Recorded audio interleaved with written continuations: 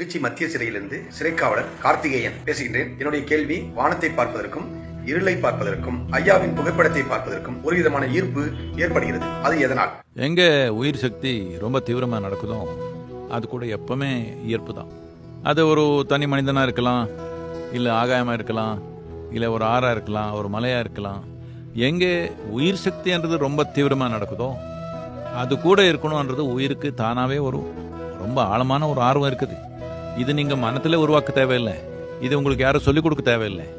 எங்கே தீவிரமான உயிர் நடக்குதோ அது நோக்கி போகணும்ன்றது எல்லா உயிருக்கும் இந்த ஆர்வம் இருக்குது.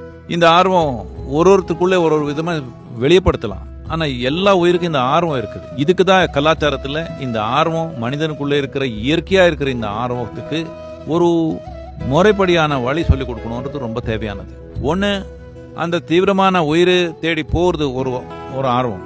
ஆனா முக்கியமான அடிப்படையான ஆர்வம் என்னன்னா, நம்ம உயிர் அந்த மாதிரி இருக்கணும்ன்றது ஒரு ஆர்வம். நமக்கு ஆகாயம் பார்த்தா அந்த மாதிரி இருக்கணும் ஒரு ஆர்வம் நமக்குள்ள இருக்குது. இது மனத்துல எண்ணமா வரலனாலும் உயிருக்கு அந்த ஆர்வமா இருக்கு, அந்த ஆர்வம் இருக்குது. ஒரு சின்ன குழந்தை பார்த்தாலே உங்களுக்கு ஒரு ஈர்ப்பு இருக்குது. என்னத்துக்குன்னா அது உயிரோட துடிக்குது. அப்படி இதனால எங்க உயிர் தீவிரமா துடிக்குதோ அது நோக்கி போறது எல்லா மனிதனுக்கு ஆர்வம் இருக்குது.